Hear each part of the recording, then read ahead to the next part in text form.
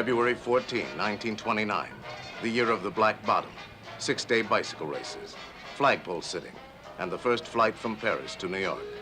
Mickey Mouse makes his screen debut, and Herbert Hoover is inaugurated as the 31st president with the words, "We in America today are nearer to the final triumph over poverty than ever before in any land." 6 months later, the New York stock market will crash and bring about the greatest depression in world history. In the city of Chicago, the time is 10:25 a.m. The temperature, 18 above zero.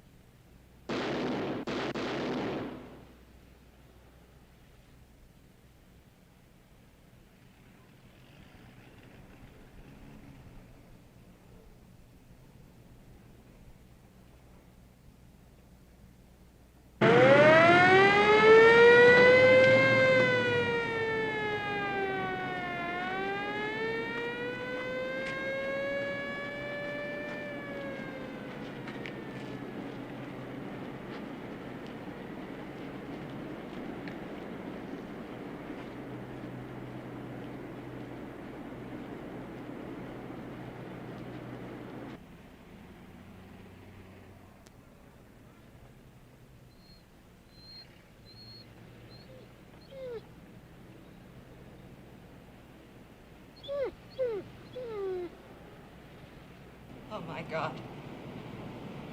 My God.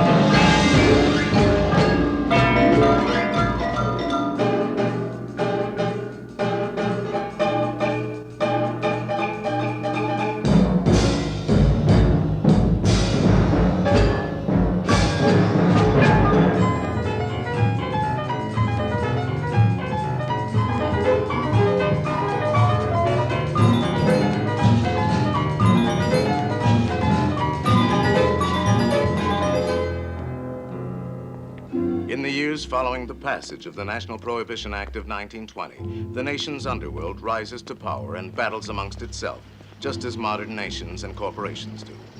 Open periods of gang warfare are followed by peace treaties and attempts at consolidation and monopoly, each of which is shattered as new warfare erupts in quest of the booming bootlegging and vice profits. By 1929, the gangs of Chicago operate 21,207 speakeasies, and their gross income reaches $357 million. 618 members of the city's underworld are murdered within 9 years. Corruption extends from the mayor's office to the humblest side street speakeasy. Tell your lousy sister to keep her lousy mouth shut. Do me a favor, will you? I mean, just to give her tonsils a break. Right? 2 beers.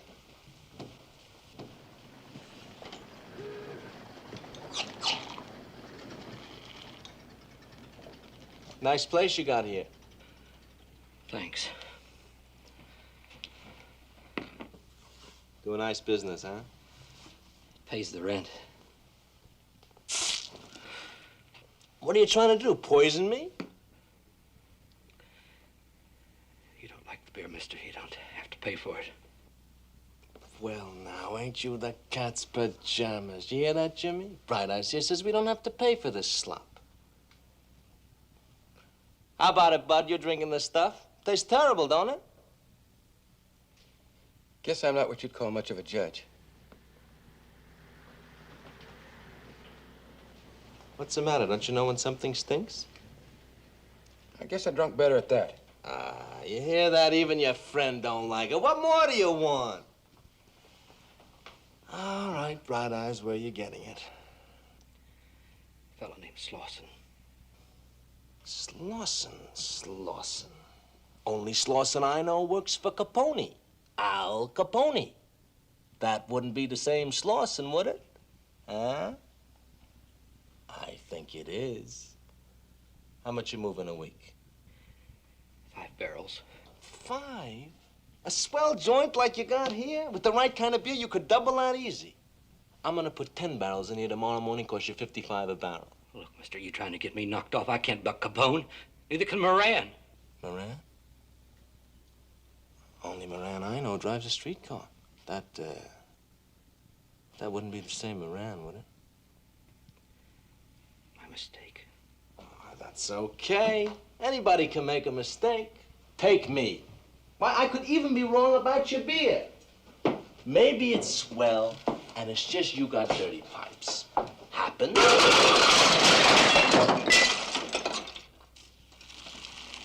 Well, now, you know what you got there, Bright Eyes. It's not the pipes at all. It's green beer. Hey, you can smell it. See what I mean?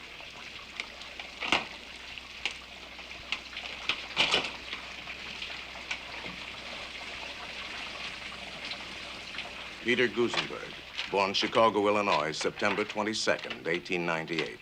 Ex-convict, mail robber, burglar, hijacker, professional killer. When at the age of 13, he came home from school to find his mother dead, his first act was to pry the wedding ring from her finger and pawn it. He has been a member of Bugs Moran's Northside Gang for the past 7 years.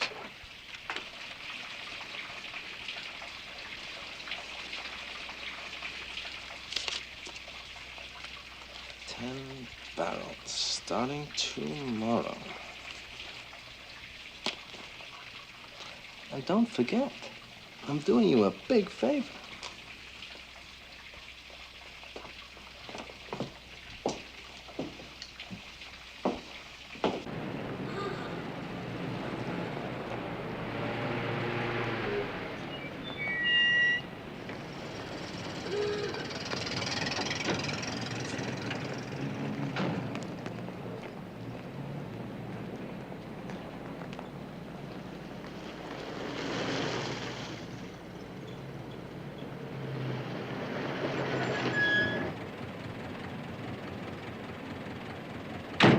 Frank Gusenberg, younger brother of Peter Gusenberg. Born Chicago, Illinois, October 11, 1902.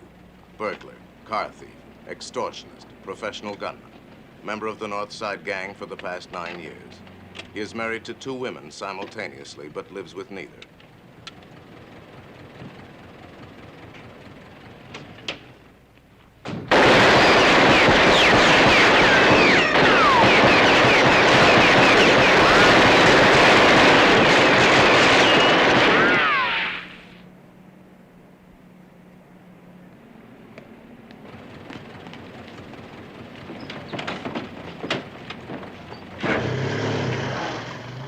Vincenzo DeMora, alias Machine Gun Jack McGurn, born Brooklyn, New York, July 7th, 1903.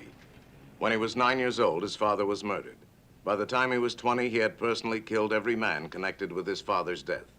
He has recently become a top triggerman and extortionist in the Capone organization. Just where the hell were you?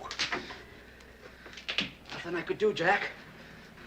Guy came up like right out of the woodwork. First I know, the door is open and he's blasting away. Make him? Yeah.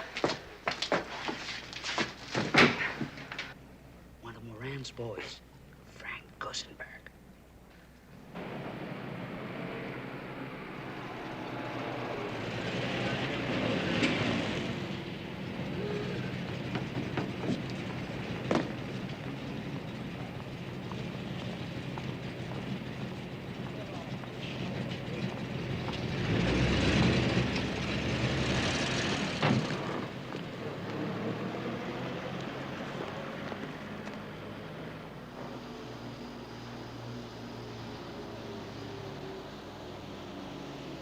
Alphonse Capone, alias Al Capone, alias Al Browne, born Castellamare, Italy, January 6, 1899.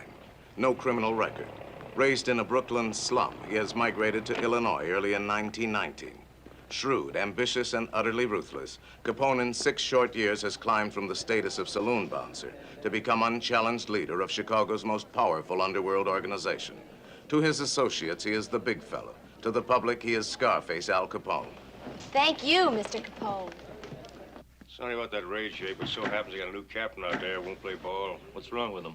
Playing hard to get. We had him put down for a yard a week. He says if we want to operate in his district, we got to triple that. 300, huh? Those guys must think we're made of money. Write me out his name. I'll have the bump transferred to the sticks. If it helps get him reelected, $500,000 in Thompson's campaign fund's a bargain. I put Cermak in the mayor's office, and we're going to lose $20 million a year. That's a waste of dough. We put one man. He loses out, we buy the next one. You don't know Tony Cermak, Frank? Charles the Fixer Fischetti, born Castellamare, Italy, August 11, 1891. A second cousin to Al Capone, Fischetti acts as chairman at executive meetings. He is a heavy drinker, but never drunk. His principal value to the organization is his ability to suborn political leaders and public officials on both state and city levels. He will be murdered on April 7, 1951. And that's where we can get hurt. He ever tries chiseling on a big fella's rackets, he'll think his suitcase fell out. Oh, come on, Frank, you know.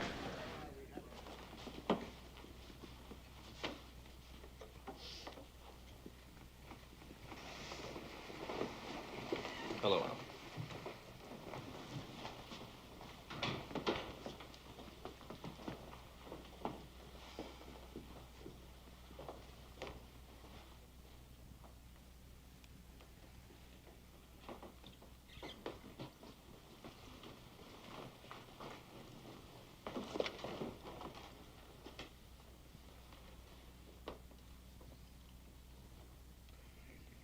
Meeting will come to order.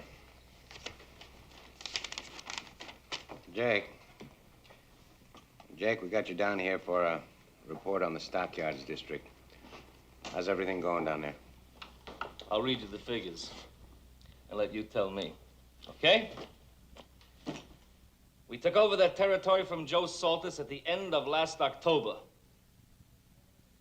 And right away, things got better. For example, beer sales for the 30-day period ending December 15 are up 21.4. Jake Greasy Thumb Guzik, born Peoria, Illinois, November 9, 1894.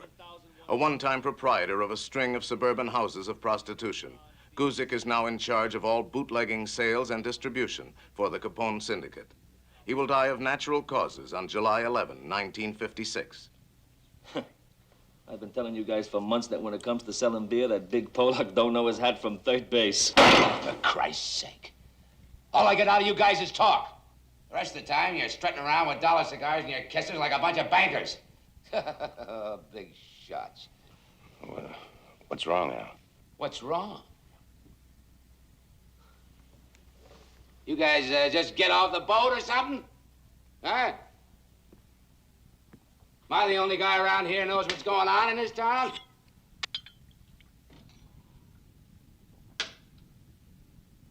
Now, let me give you some real facts.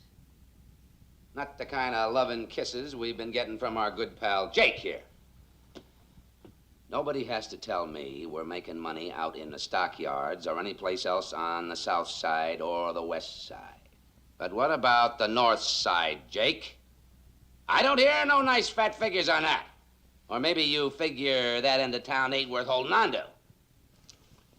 We talked about this, Al. Yeah, we talked about it. You talked about it! Well, no trouble, Al. Forget about it, Al. Buck Moran just showing off, Al.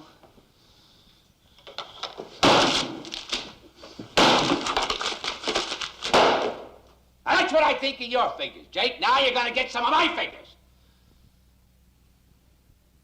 Since Labor Day, Bugs Moran's bugs push our beer out of 28 joints South Chicago Avenue alone. That don't sound like much, does it? Huh? 28 joints. What's 28 joints out of 12,000 peanuts, right? Right? Al, if you just listen to reason... Shut up, Charlie, right now. I'm doing the talking. There's something else.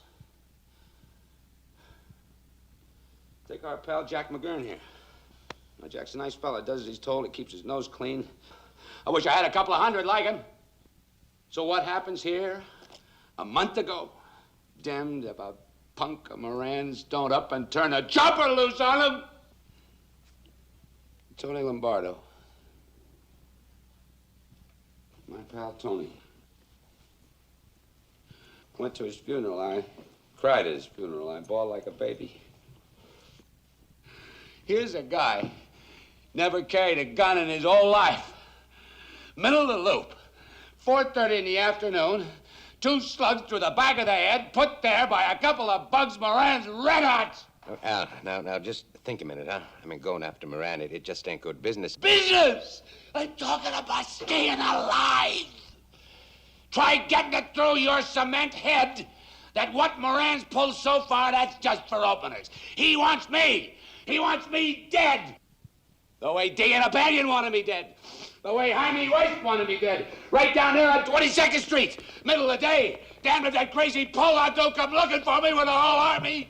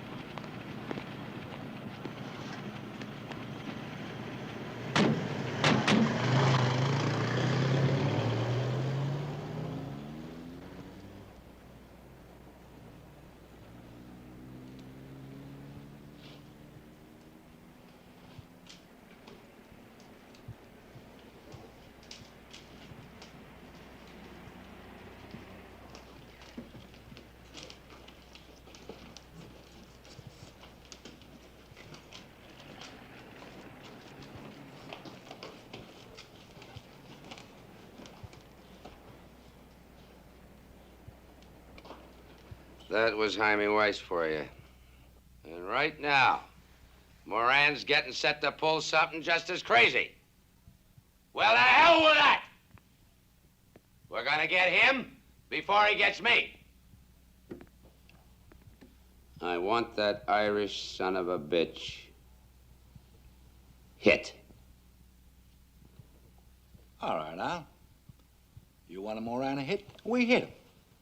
Of course, it's going to take a little time. And Now, wait a minute. All right, Al, you're sore, huh? Okay, nobody's saying you haven't got a right to be sore. But now, you remember... You want to argue with me, Charlie?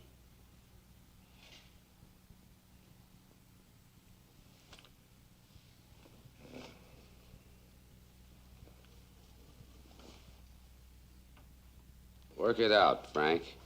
Only make it quick. quick? I don't know. To tell the truth, Al, there's a whole lot about the guy we don't know to begin with. Francesco Nittone, alias Frank the Enforcer Nitti. Born Montedoro, Sicily, January 9, 1887. Nitti is in charge of the Capone organization's punishment squad, made up of accomplished strong-arm men and professional killers. On March 19, 1943, while under indictment for income tax evasion, Nitty will use a gun for the last time to take his own life. Before we could take the chance to put him on the spot at all. So... I don't want to hear all that. Everybody wants to argue. I told you what to do. How long is it going to take? I don't know what to tell you. Honest, I don't. Like I told you, we got nothing to go on. I can't hear you, Frank. 5 weeks. 6 at the most. 6 weeks? What are you going to use on him, a bow and arrow? Something on your mind, Jack? Well, yes, sir. Maybe I'm wrong to butt in like this, but the last couple of months I've been doing a little checking up on Moran. He lives at the Belden Essex Apartments on Lincoln Park West, apartment 5C. Uses the name George Miller. He's crazy about his wife and kid. He stays home most nights. Never goes anywhere without 2 torpedoes, Willie Marks and Ted Newberry, both bad guys to tangle with. If that's any help, Mr. Capone. You left something out, Jack, where he buys his DVDs. I said I wish I had a couple of hundred like him. Now you know why. Come here, Jack.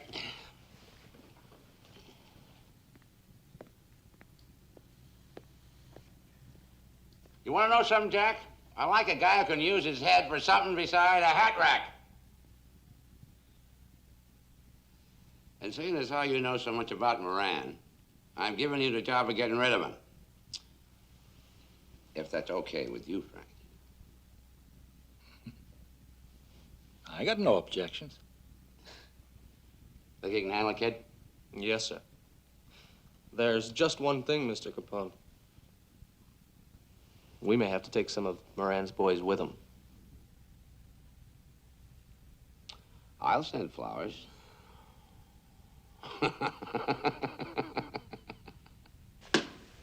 I'm not scared of a war with Capone. It's gonna be him or me.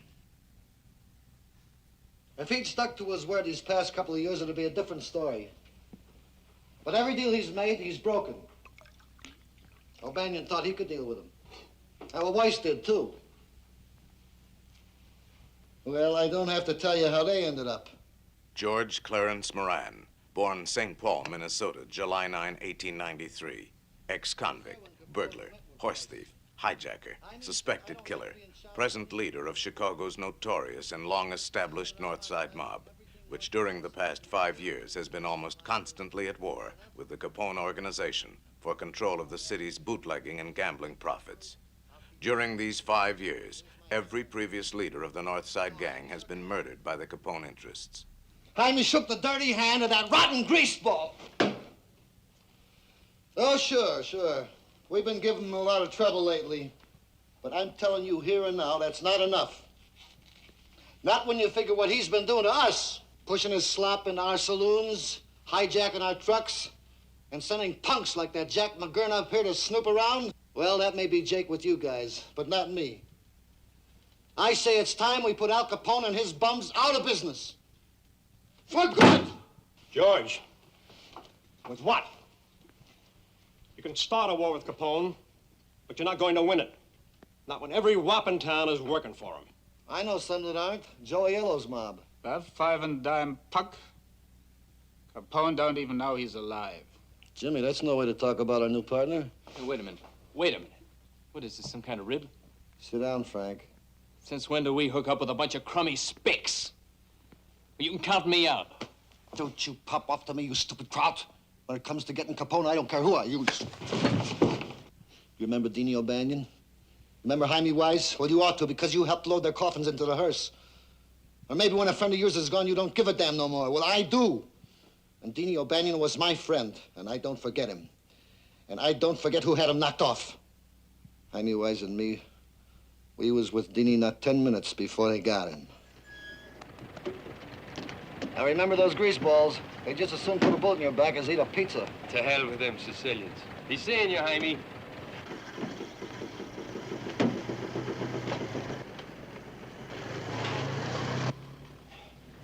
Morning, Johnny.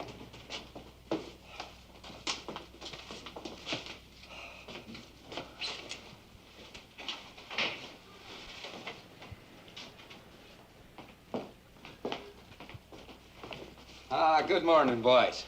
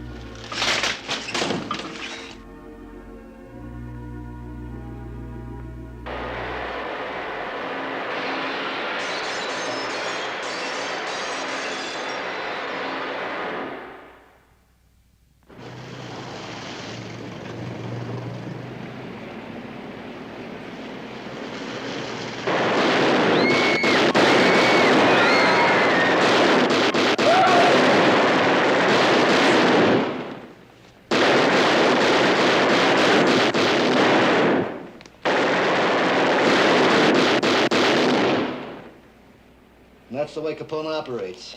That's the murdering double-crosser who swore up and down he'd keep the hell out of the North Side. Well, I'm not waiting around for Capone to put me in no cemetery. We nail him before he nails me. All right, let's nail him and get it over with. I just say we do it without the help of a two-bit spaghetti snapper like Joe Aiello. Frank, you're a dummy. You know that?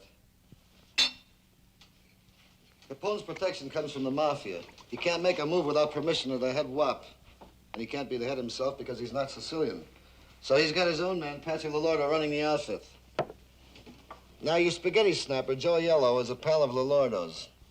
He helps us knock over Lolordo, then he takes over the mafia. And that's when we take old Scarface for a nice one-way ride. And if it don't work, he'll take us for a ride. Well, it better work because I'm putting you in charge.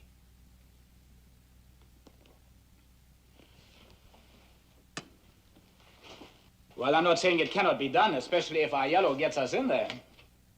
Albert R. Kachelek, alias James Clark, born Krajunka, Germany, February 25, 1888. Ex-convict, burglar, car thief, suspected killer. Since marrying Bugs Moran's sister 5 years ago, he has become the #2 man in the Moran gang. And then we need a good driver for the getaway car. I don't care how you do it. Just get rid of Patsy Lolordo. Quick.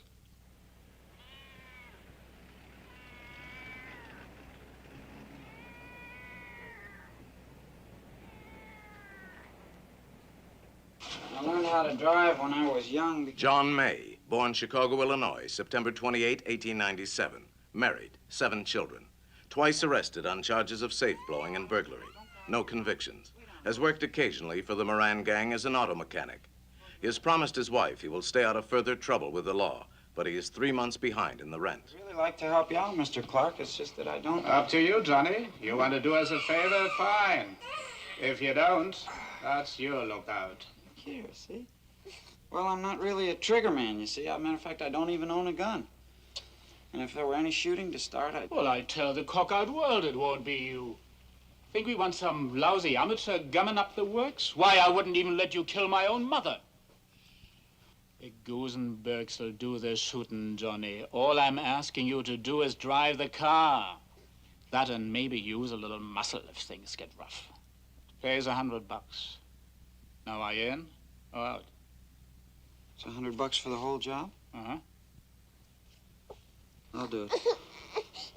Besides, I really need the money. Come on, darling. Don't you want any more?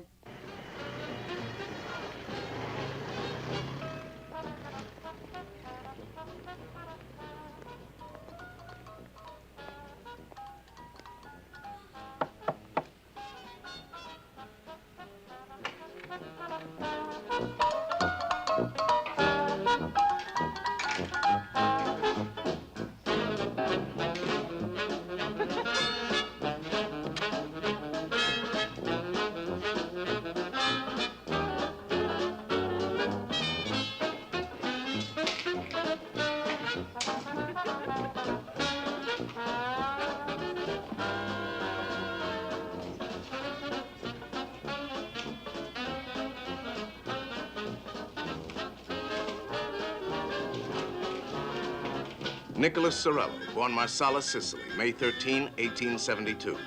Brought to the United States by his cousin Dominic Forenza when in his late 30s. Married with 5 children and 11 grandchildren. He has had difficulty learning the ways of the new world and has lived in continual poverty. He will be murdered on February 15, 1929, less than 24 hours after completion of the only criminal activity of his life.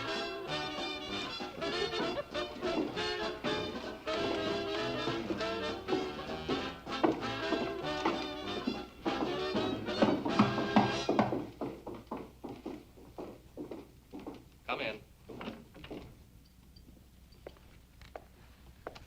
Mr. McGurn, I'm a Nick Sorello. Sit down, Nick. Want a drink? Something to eat? Thank you, no. It is kind of you to ask. Dominic Forenza says your man can be trusted. Maybe that is because my memory, it is very bad. What do you do for a living, Nick? I have the truck. Sometimes I'm selling the vegetables. Sometimes I'm in the moving business. It's very hard to get a good job when you talk with accent. Yeah. Any trouble with the cops? No. One time, yes. They tell me I'm moving the stolen goods. I say I do not know this. They take what is in my truck. They let me go. It's same thing as in our country. It's no different here. Got a job for you, Nick. Bring it off, you get paid big. $500. It honors me to serve you, Mr. McGurn. You're gonna need a couple paisani, guys that can keep their traps shut.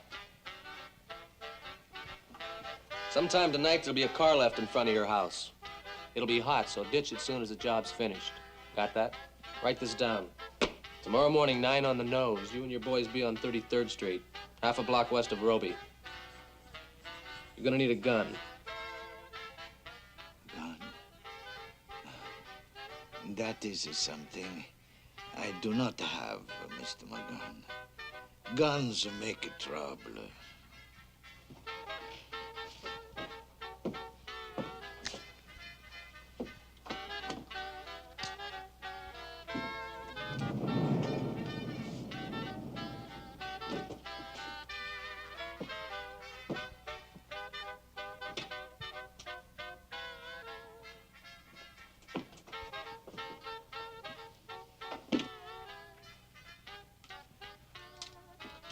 No bullets, no trouble. Okay?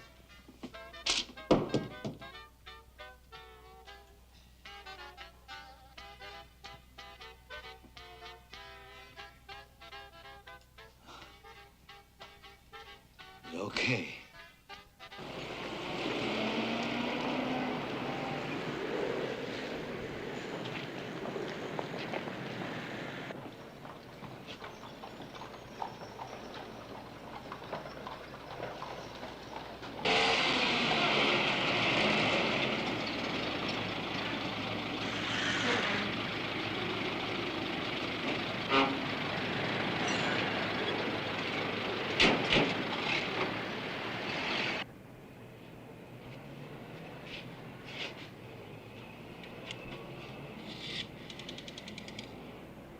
Operator.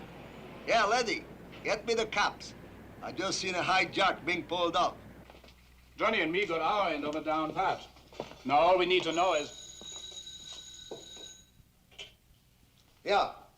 Mr. Moran, is Nick Sorello. Mr. Sorello, I don't think I know you. Yeah? Yeah? What label? Uh-huh. How much you asking? All right, suppose you call me back in an hour and a half. Yeah, do that. What was all that about? A guy named Sorello. He's got 80-odd cases of old log cabin he wants to peddle. $56 a case. Price seems all right. Yeah, but is he all right?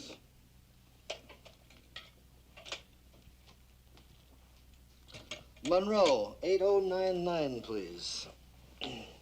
Lieutenant Zalacosta, please. Oh, hello, Larry. This is George. Look, Larry, a couple of things. Let me know if your boys got anything on a booze hijack last couple of days, out near the stockyards. Right.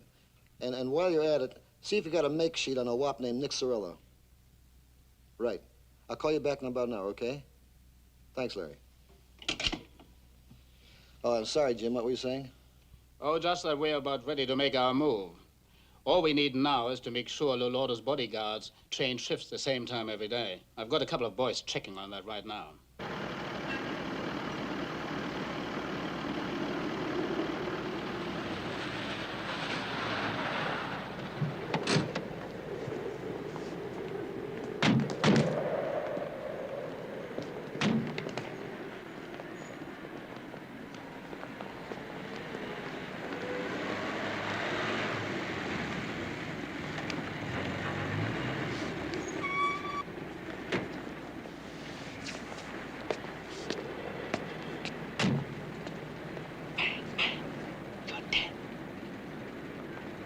Alfonso, carissimo. Pasqualino, scalda il cuore. A vederti, Pasqualino. Come in, come in.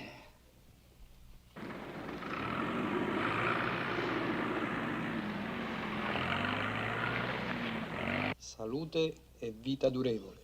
Altrettanto.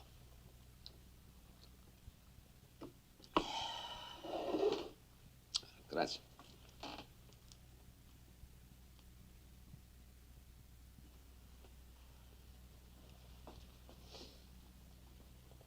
Betsy, bugged Moran from stepping out of line. I've told the boys to go ahead and fix his wagon. This I do not like to hear, Alfonso. Maybe if you would talk things over? Talk hell! I talked to O'Brien and he laughed at me. I talked to Weiss. I pleaded with Weiss. 3 times he tried to have me bumped off. Now, Moran is just as bullheaded. You can't talk any sense to these peasants. Every time I try it, I wind up getting shot at.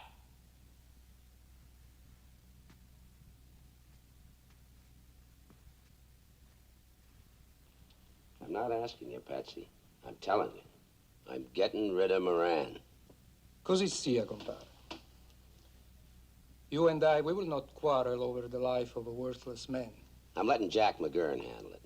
He wants 2 mafia boys on the choppers, Scalisi and Anselmi. Same dough we paid for knocking off Jaime Weiss, okay? As you wish, my friend.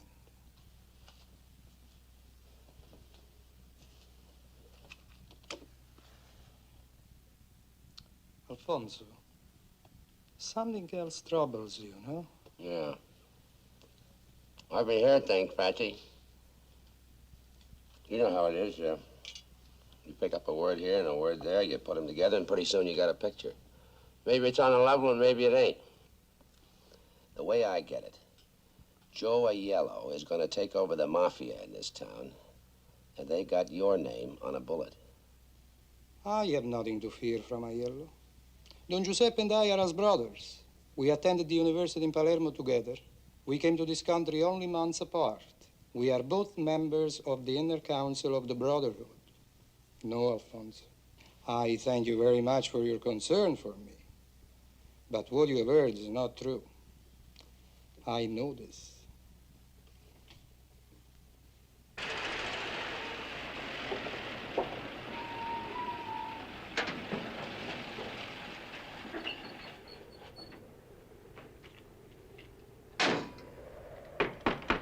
Yeah?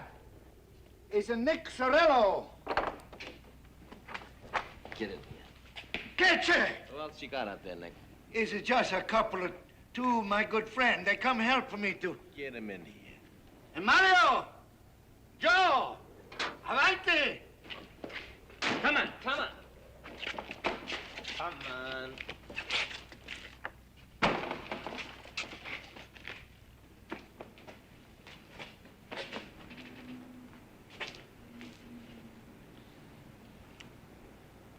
What'd you have in mind, Nick? I ask you pardon, senor. It's only to watch the whiskey I have with the gun. No! You're a very naughty boy, Nick. All right, let's get it in here.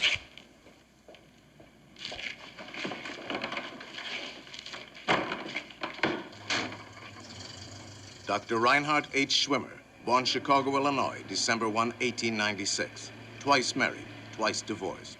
Schwimmer has no criminal record, but is one of that group of men who are fascinated by the exploits of gangsters. In the last few months, he has become acquainted with the members of the Moran organization and spends a good deal of time in their company. A licensed optometrist, he has recently abandoned his practice and is presently supported by his widowed mother.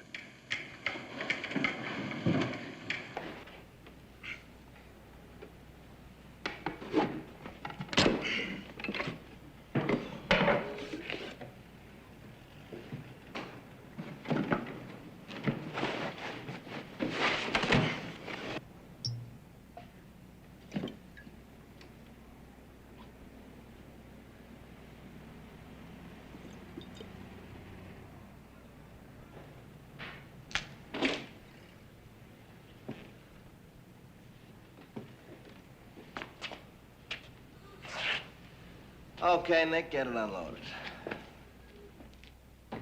The money? Signore, first you pay me the money. Don't worry about it, Nick. We'll send you a check. You pardon, signore. Myself, I talked to Mr. Moran on the telephone. He said, okay, Nick, I pay you the cash. $56 a case for the first class stuff. Hey, you taste, huh? It's the first class stuff, no? Okay. Now you pay me the money. We take him off of the truck.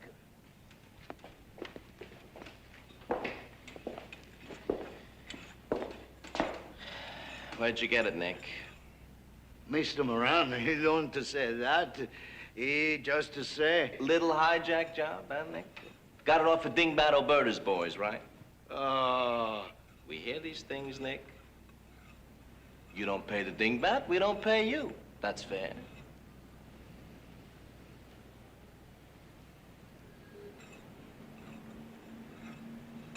Okay, move it. You'll get your dough. Move.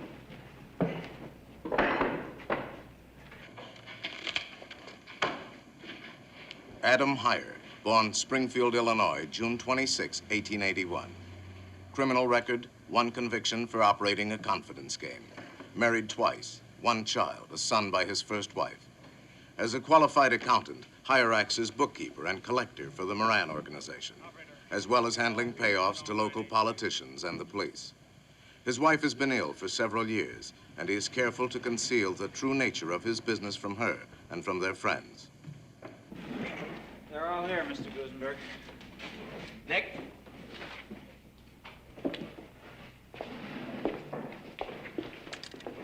Stuff checks out. All log cabin uncut.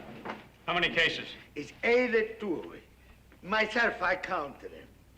Nick wouldn't lie to us. He wants to stay healthy. Ain't that right, Nick? That's 82 cases. $56 a case. That figures $4,592.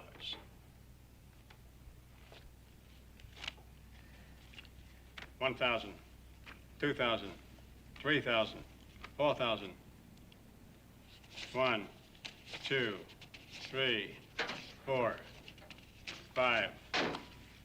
We'll make it even money. $4,500. $500 for handling charges, Nick. When we help unload a truck, we get paid. Check? 1,000 thanks, signore. Maybe we do the business again some more next time. Nothing we like better than doing business with bright boys. You're my idea of a bright boy. Yeah.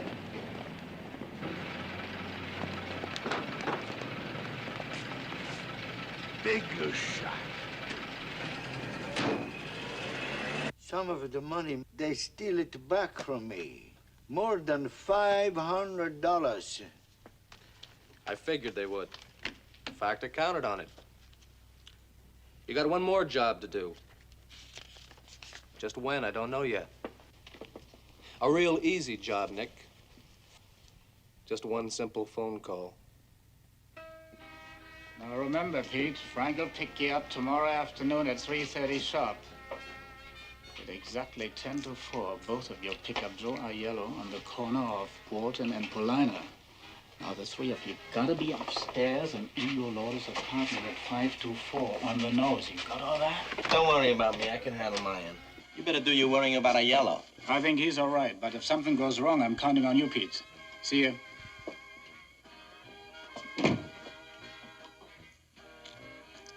As Mr. and Mrs. Peter J. Gorman, Peter Gusenberg and an ex-showgirl named Myrtle Nelson Koppelman have occupied apartment 5C at 434 Roscoe Street for the past 7 months.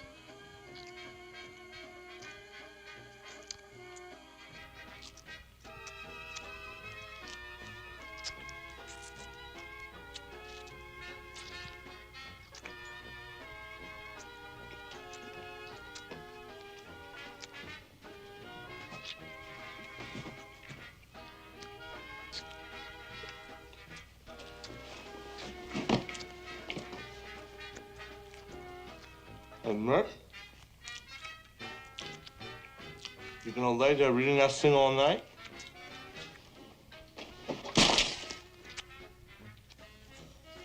You made me lose my place. Yeah? Come on over here, I'll find it for you.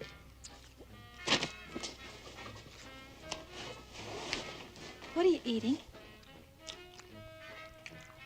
What's it look like I'm eating? Sandwich. Well, you could have made one for me. What's the matter? You bust a leg or something?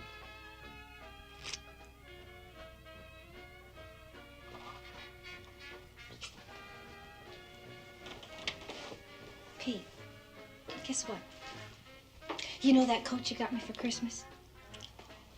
You told me I could exchange it because it was too big. So what?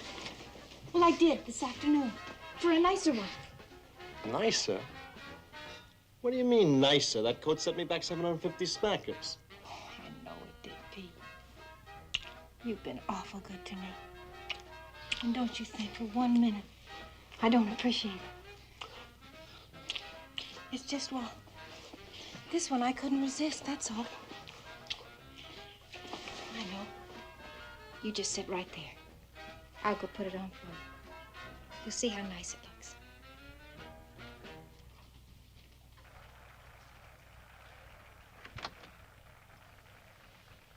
Yowza, yowza, yowza.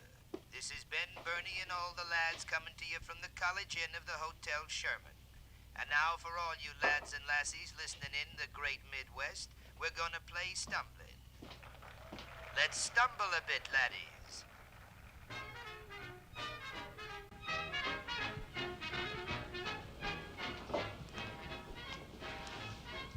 Isn't it beautiful, Pete? How much? You don't have to use that tone of voice. How much? It was a bargain, baby. They marked it way down low. I just knew you'd want me. 3,000, that's all. 3 grand! Why, you lousy little gold digger, when I picked you out of the line, all you had to your name was a cloth coat with monkey fur on the collar. Well, it goes back tomorrow, you hear me? Back! Listen, you cheap gangster. I'm gonna keep...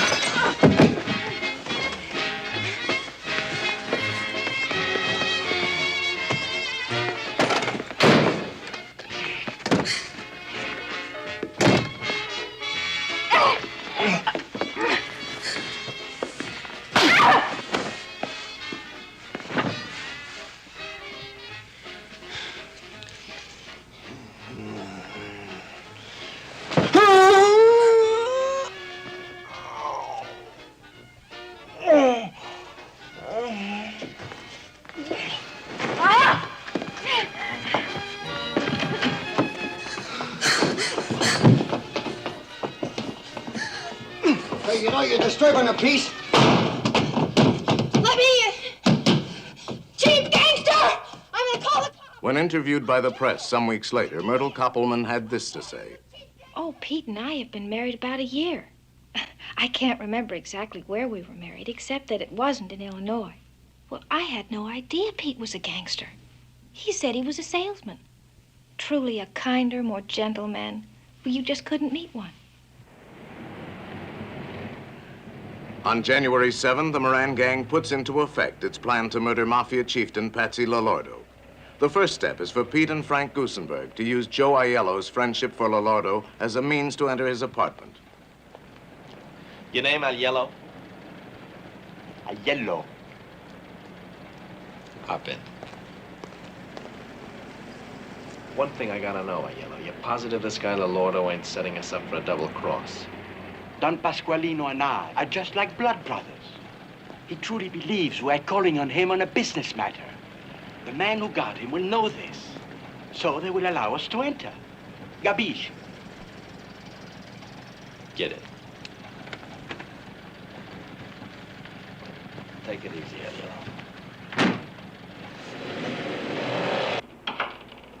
The second step of the plan to murder Patsy Lolordo is the systematic elimination of his bodyguards.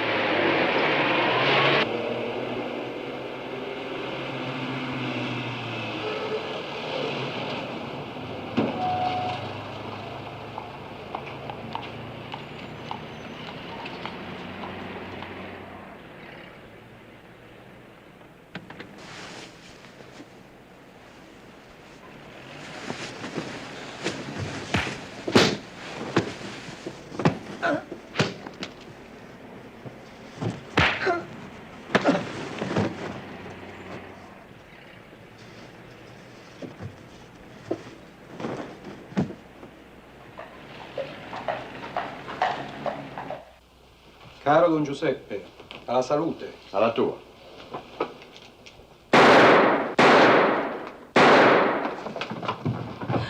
Pasqualino, che è successo? Ah! Dio mio! Ah! Mio marito è ammazzato! Aiuto! Pasqualino, rispondimi, mio bene! Mio tesoro! Perché? Ah! Tesoro, mio bene!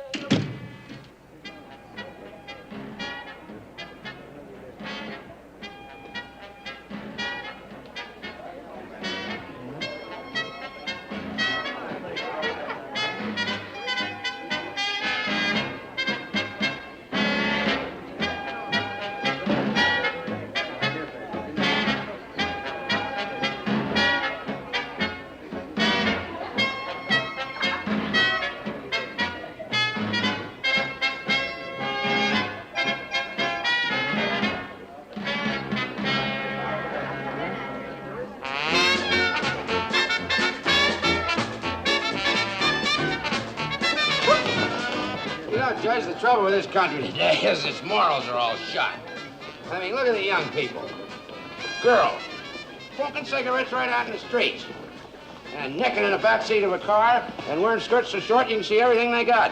And fellas packing a hip flask full of rot-gut whiskey, driving around half drunk. You're perfectly right, Mr. Capone. I see him in my courtroom every day. Drunk, disorderly, defiant. I hardly know how to handle them. What these kids need, Your Honor, is a good working over with a razor strap on their bare behind. Boys and girls. If any kid of my... Excuse me, Your Honor. Freshen up your drinks, folks. I'll be right back.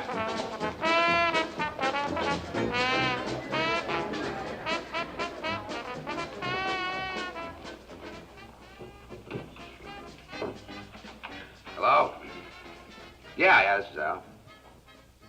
Who? Oh, hello, Marty. Well, what's so important? You gotta...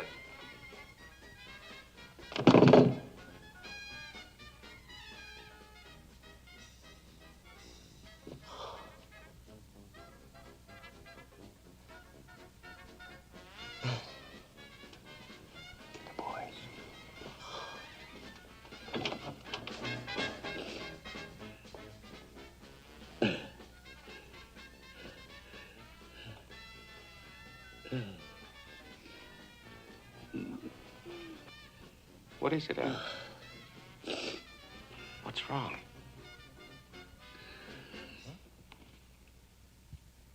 Patsy Lolordo. He's dead.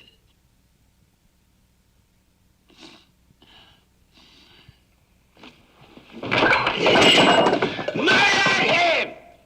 In his own house! Shot him! His friend! Traditore! Carogna! Che lui! I figli e I figli dei figli! Al, there's people... Marcino nell'inferno per 1.000.000 d'anni! All right. Who killed him? 3 men. 2 of Moran's punks. And Giuseppe Aiello. Aiello? Yeah. What was it you were saying, Charlie? Talk to Moran, pay the guy to lay off, give the poor guy a pass. And listen, let me tell you something. I came not close to saying, maybe you're right for the first time in your life. But no more, Charlie. Moran goes.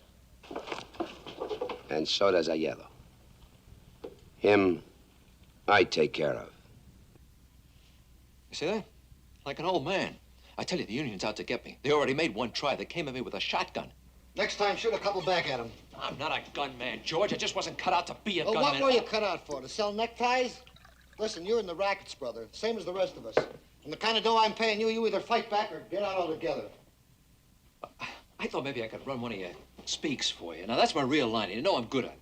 I've got no job for saloon keepers. I don't know when I will have. Either you keep the job you've got or... Albert Weinschenker, alias Albert Weinshank, born Chicago, Illinois, December 23, 1893. No criminal record. Although Weinshank is not a gangster in the usual sense of the word, he has been associated with the Northside mob for the past 3 years. First as an operator of speakeasies, now in charge of a non-union cleaning and dyeing association controlled by Bugs Moran. Well, Bert, I know it isn't easy for you, but you do a good job for me, and I'd sure hate to lose you. Listen, why don't you go back home and give it some more thought? Talk it over with Irene again. I'll be at the Clark Street garage Thursday between 10 and 10:30. Stop by and let me know one way or the other. I'll do that. If I could just get Irene to quit being so nervous, but... Well, you know how women are. Yeah. I can't thank you enough, George. Forget it. We're old pals, remember? Hello. Mr. Moran, it's Nick Sorello. You remember me? Yeah, I remember you, Nick. What about it? Maybe pretty soon I get some more. Same stuff like before, same price. Okay? Yeah, I guess we can work something out. How big a load? This I'm not sure. I do not have delivery yet. You understand, Mr. Moran? Yeah, I understand. How soon do you think it'll be? Maybe tomorrow. Or maybe 2 days. Okay, call us when you're ready. I'll have the boys take delivery. Mr. Moran, is one thing. Last time, you boys, they pushed me around a little bit. This time, I do a business with you, okay. But with you boys, no. Okay, make it this Thursday morning around 10:30, same place. I'll be there myself. I guarantee you'll get everything that's coming to you. That's fine. To meet with you is my pleasure. Thank you, Mr. Moran. Mr. Moran. Oh, why don't you step down here? I have a beautiful little style I think you'd like. It has a hot water heater, safety glass, ventilated crankcase, the best self-starter on the market, and only 16,000 miles. A lot of pep and zing in this baby. I don't know. Used car and all. Ah, but a used LaSalle, sir. That's the big difference. I'll let you know a little something. Belong to a Cook County commissioner. Oh. And I don't have to tell you how those boys take care of their cars. How much? $800. But for you, $750. Sold. Provided I can drive her out of here right now. Don't see why not. I'd like to finance it. Oh, cash on the line. That's okay. Yes, sir. Can't argue with cash. All I need is your name and address for the bill of sale. Oh, yeah. James Morton, 212 Hubbard Street, Los Angeles, California. 4 months in advance. Yes, sir, you betcha.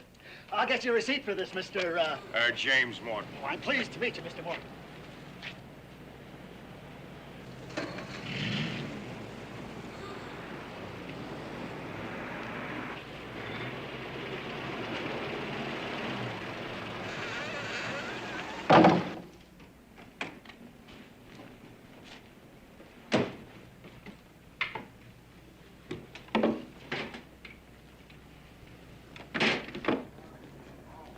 On the evening of February 11, Angelo Molina, a second cousin of Joe Aiello's, buys a train ticket to Los Angeles. Aware that Al Capone has discovered his part in the murder of Patsy Lolordo, Aiello will use the ticket to board the train at the last minute in an effort to escape the vengeance of Capone. Who says people are getting fed up? Papers? These guys on the radio, what do they know? You think most guys give a damn who gets bumped off as long as it ain't them? Listen, I know people. I'm making my business to know people. They get a big kick reading in the paper where some poor stiff gets taken for a ride. Hello? Yeah, Frank? Wait for me. At the barber shop. Come on, kid. Stick around, guys.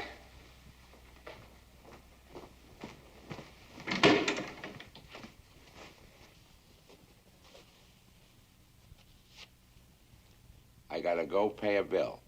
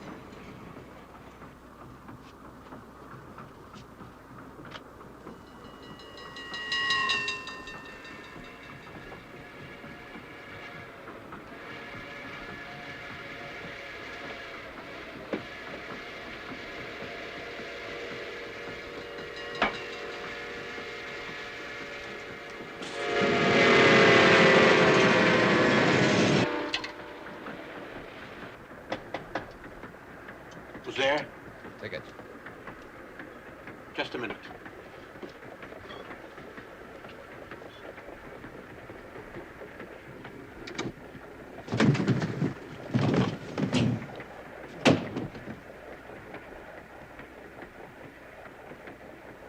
Altos. Traditore. Signor Capone, siamo due uomini, ravveggiatori, ma se... Basta! Assassino! Ma se... Girate! Gira!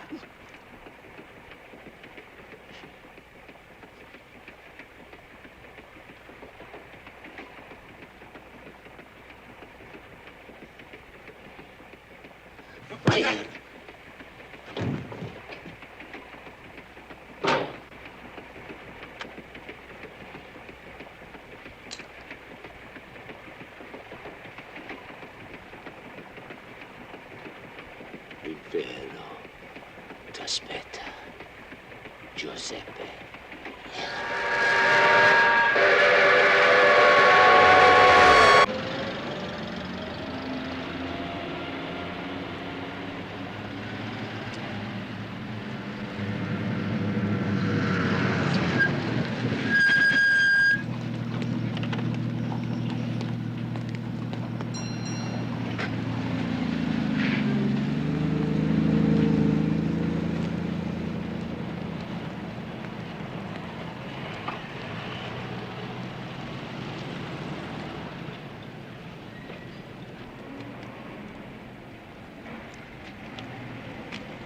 Mrs. Duty, my friend here and me, we're looking for a nice front room.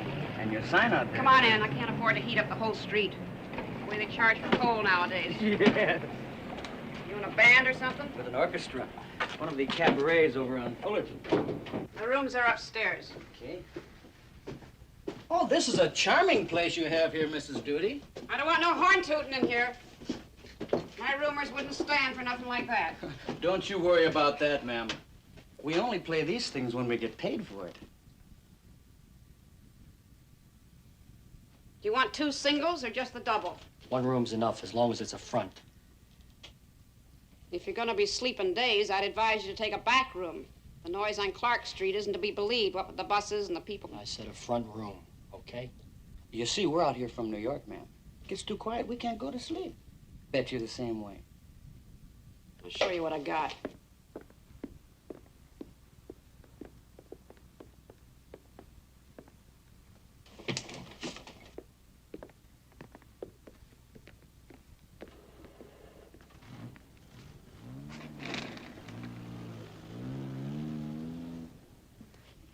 It's a nice room, Mrs. Duty. We'll take it. You get a change of linen twice a week. Bathrooms at the end of the hall. No visitors after 11. And I don't want no women up here. I run a respectable place. Well, don't you worry about that, ma'am. We'll move our stuff in tomorrow. How much do we owe you? Comes to $9 a week. In advance. Your receipt and an extra key will be on the hall table. What's your name? Well, he's Mr. White, and I'm Mr. Johnson. Hey, lady, what about a phone? Pay phone at the end of the hall. You better give Vic a call. Right.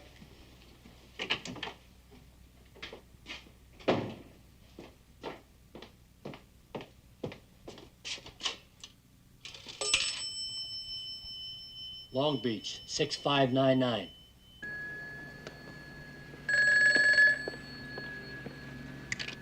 Filling station, O'Mara talking. Yeah, hold on.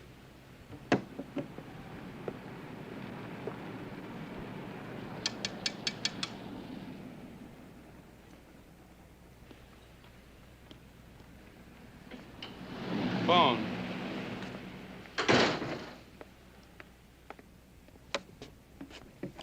Hello. He just stepped out. Any message? I'll call him back. Okay. Who just stepped out? Wrong number. Okay? Okay.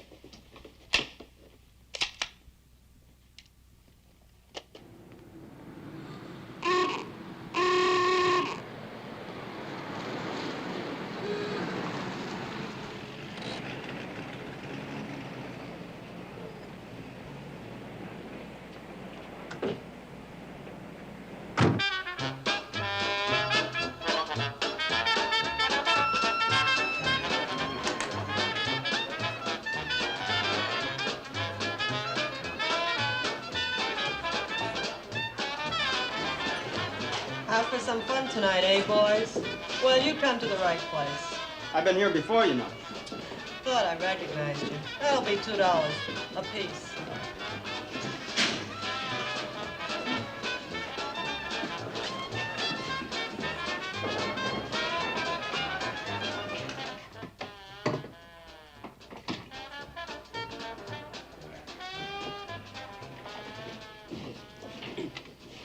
All right. Car's in a garage behind 1723 Wood Street. Right here. Opens onto an alley running north and south. Take the alley to Bloomingdale and jog left to Wood. East on Webster to Clark, south on Clark Street about half a block, and there she is. Since you boys come from out of town, nobody in the place is going to recognize you. All you got to do is act like cops.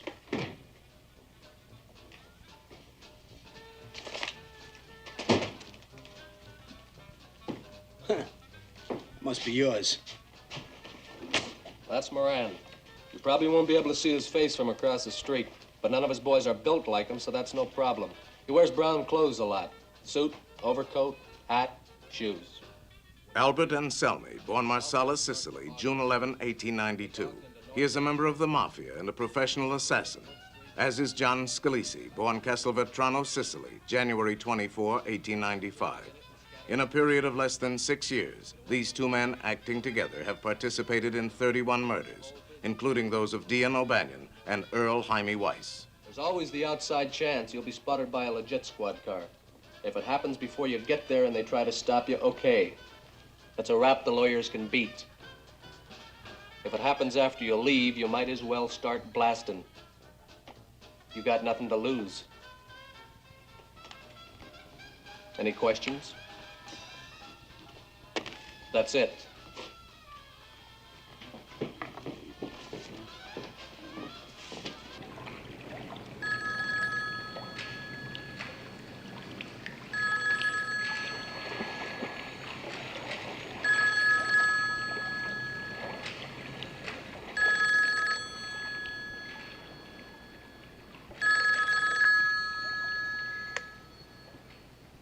Hello?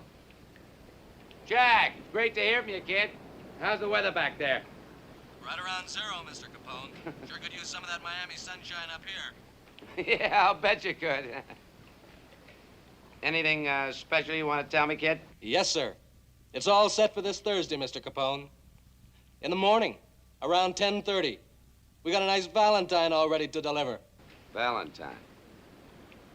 Hey, that's right. This Thursday's Valentine's Day. Ain't that a hot one? A Valentine for a bug. Say, Jack, just make sure it's a great big red Valentine, huh? At 6:45 on the last morning of his life, John May takes an early bus to work. He has been promised a $10 bonus if he can replace the transmission of one of the gang's cars before noon.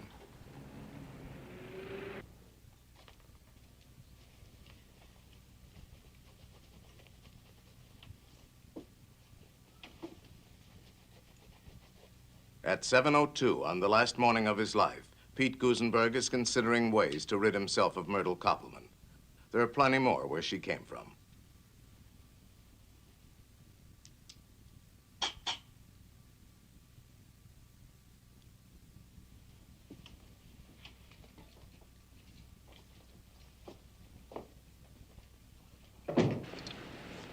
At 7:23 on the last morning of his life, Albert Kotchelek, alias James Clark, is thinking of buying a new car.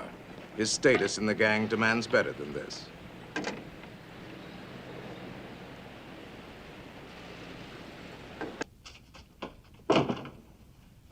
You should have woke me, Ma. I'd have had breakfast with you. How do you expect me to know you were even home? Coming in at all hours. You said you would be here for supper. I'm sorry, Ma. I ran into a couple of friends. I might have guessed. Where those friends of yours are concerned, you don't have a mother. At 7:30 on the last morning of his life, Reinhard Schwimmer is in desperate need of money. I have to talk to you, Mama. It's important. Listen, Mama, I hate to tell you this, but I'm in trouble. Not with the police, Reinhard. Nothing like that. I owe some money. $300. It's got to be paid quick or I'm in a real jam. Ich verstehe dich nicht, Reinhard. A man with a fine profession doing such things. All right. If you promise to stay away from those gangsters, I'll get you the money. I will. I give you my word. Just be a good boy, Reinhard. That isn't so much to ask.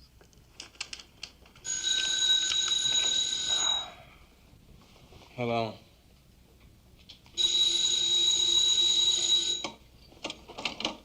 What do you want? Is what? Oh, Eddie. Yeah, I'm up. Yeah, Eddie, I'm up. I'm up.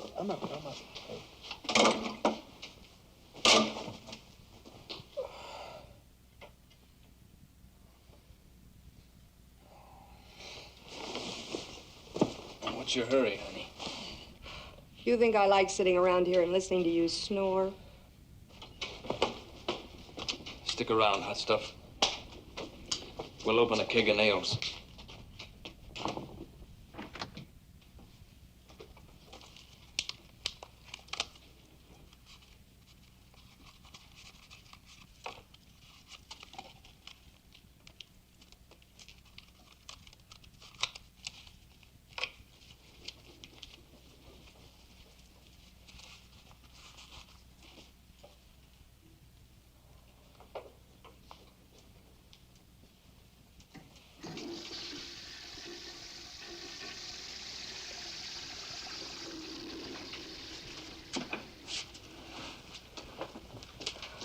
You still here?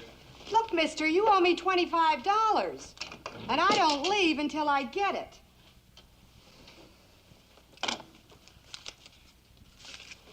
You know, with a He-Man like me, you ought to pay. That'll be the day. Well, thanks, lover. See you around. At 7:41 on the last morning of his life, Frank Gusenberg is wondering if he shouldn't go back to one of his wives. Can I fix you some breakfast, dear?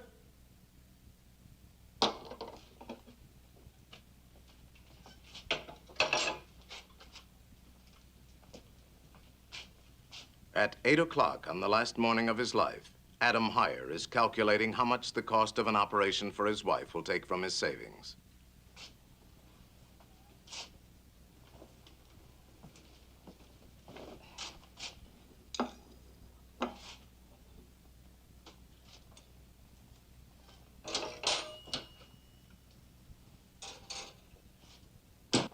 You will tell him, Bert. You won't back down, promise me. Don't worry, honey. I'm through. I walk in and say, so long, George, I won't be seeing you anymore, and walk out. Finished. Thank God.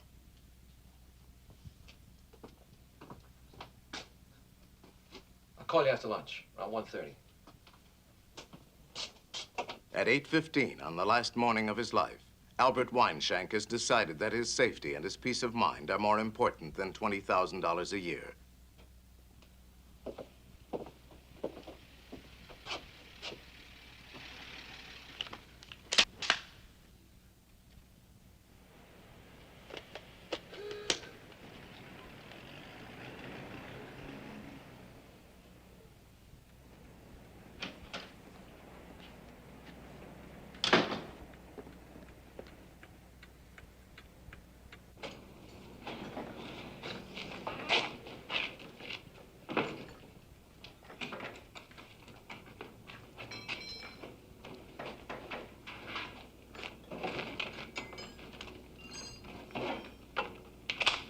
Listen to this. Only $600. 4-cylinder floating power. Freedom from vibration and rumble that makes driving a constant delight. Increased speed Alex. and... Moran? Nah, it's too short. You know something, Paul? That's the 6th guy in there already. Nobody told us we gotta keep score. All we're supposed to do is count up to 1. Morning, boys. If it ain't good old Riney. How's the eye business, Doc? Haven't you heard? I retired, living on my investments. He means his old lady is paying the bills. Saw Pete's car out front. I thought I'd drop in, say hello, get a cup of coffee. Would you mind helping yourself, Doc? The waiter just left. Sure.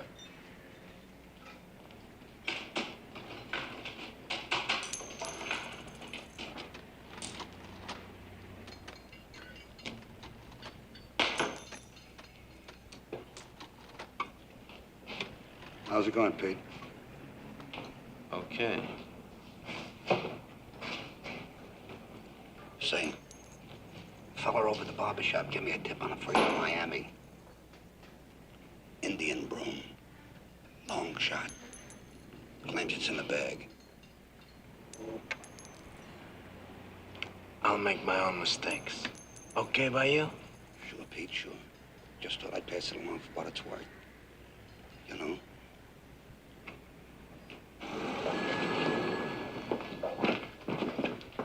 How's the weather out? Still coming down. Wind's like a handful of razor blades. You guys are getting soft. Mr. Miller. It's Mr. Bernstein, long distance from Detroit.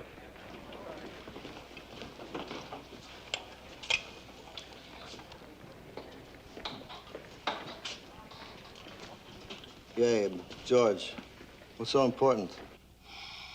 What's keeping the guy? Bingo. Right height, right build, even the right clothes. That's our baby. I can let him have it right now. Ixnay, pal. We'll let him have it if he comes out the door. Go call Vic. Go on.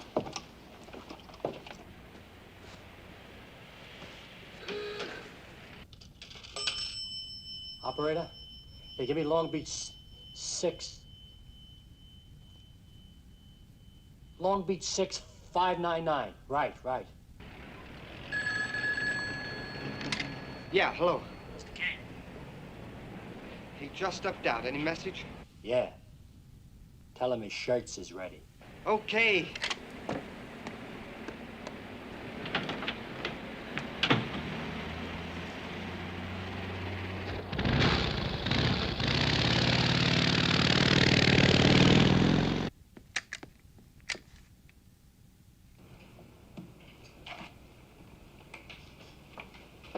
Hey, what's that all about?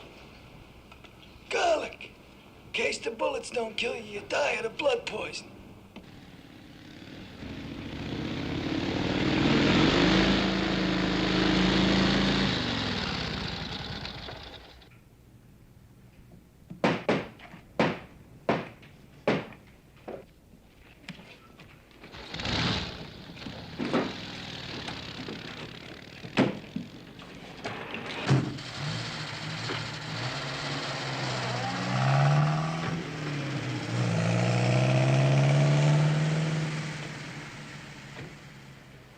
I told him the next time he tries to jack up the price at the last minute, I'd find somebody else up there to do business with.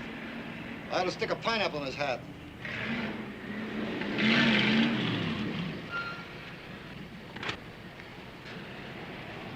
Lousy cops. They sure picked a swell time to get nosy. Hell of a note if Sorella shows up with the booze with them still in there. Let's get a cup of coffee. Yeah, I could use one. Okay, Mike. Quiet, Trench. George, is that you? Hello, boys. Something I can do for you? Yeah, you can shut up. I'll line up, all of you. Face that wall. You, over there. Come on, move. No way. You two. All right, you two, let's go. Listen, Buster. You better be kidding. Move. How's flat feet? Wait till I hear about this downtown. Move! Hey! You! You on the car! Let's go. Sir, I'm just a mechanic here. Let's go. All I do is work on the automobiles. I don't Move, know what to Gimpy. do with these people. Come on. Move! Hands on the wall. Lean on it.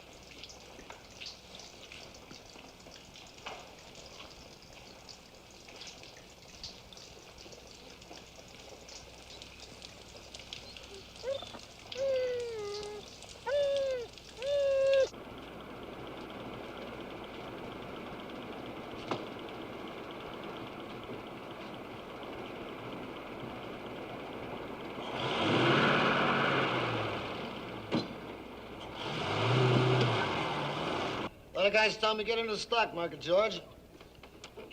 Pull up a few grand, and inside of you, you'll be a rich man. I say, what the hell? I'm already a rich man. And besides,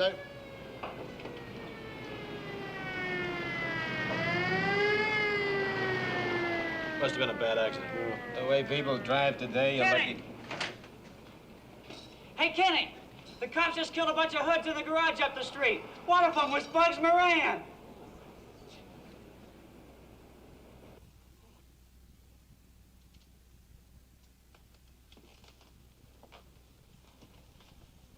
Frank. Can you hear me, Frank? Who shot you, Frank? Who did it? Who shot you? Nobody.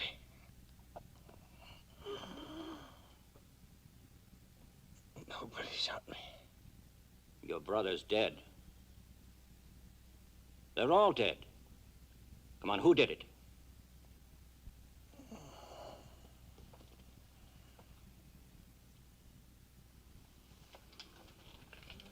I've got to tell you, Frank. You're not going to make it. You want me to get a preacher? No. Just leave me alone. You don't want to let them get away with this? Come on, help us. It's cold. It's awful cold. Fix this thing, will you?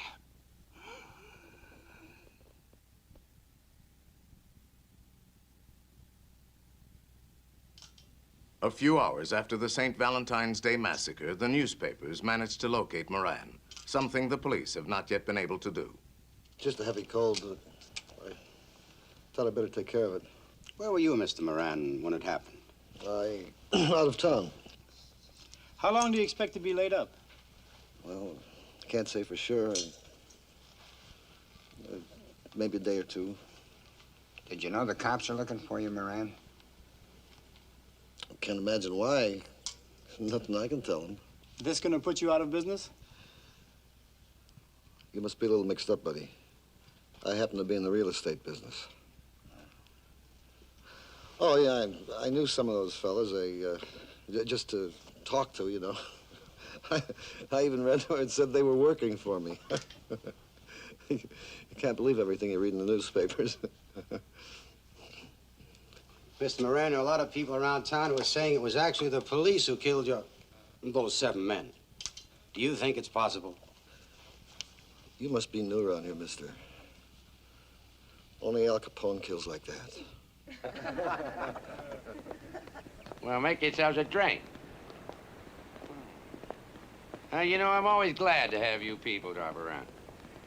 But believe me, this is one time I'd like to know the answers. Mr. Capone, I wonder if you saw those awful pictures of those men in the newspapers. I glanced at them.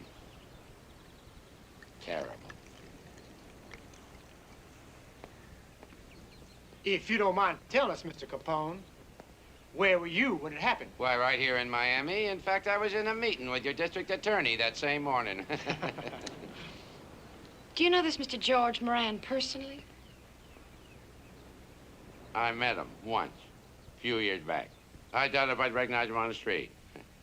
The Chicago authorities insist you were behind the massacre. Any comment on that, Mr. Capone? Well, I'm not surprised. They blamed everything on me since the Chicago fire. Did you hear what Bugs Moran told the Chicago papers? He said only Al Capone kills like that. Yeah? Well, I'll tell you what Al Capone says. And you can quote me. They don't call that guy Bugs for nothing.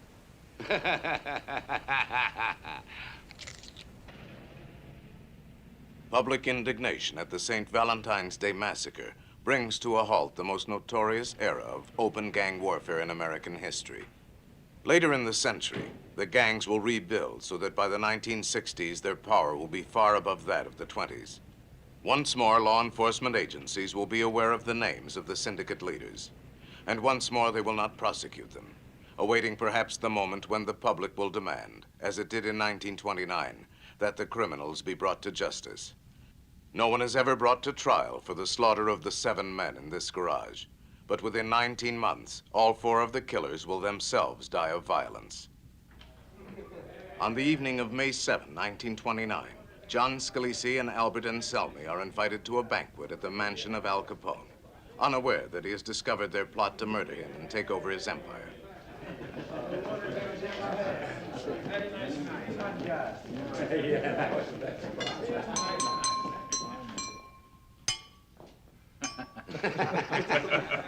I want to make a toast to my good friends, Giovanni Scalise and Alberto Anselmi. Salud. Salud. May you rot in hell!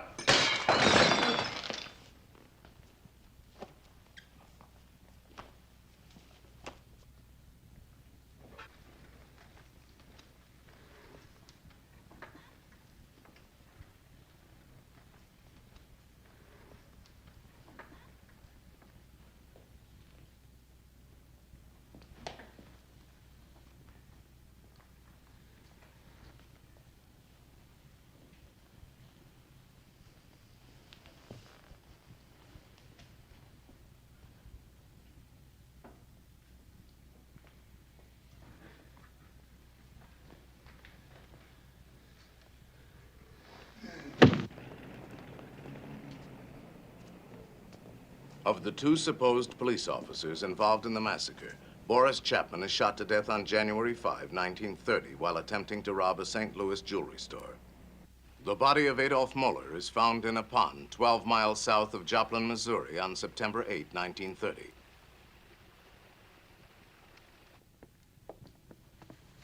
Vincenzo de Mora, alias Machine Gun Jack McGurn, is murdered in a Chicago bowling alley on February 15, 1936. Almost exactly 7 years after the St. Valentine's Day massacre he masterminded.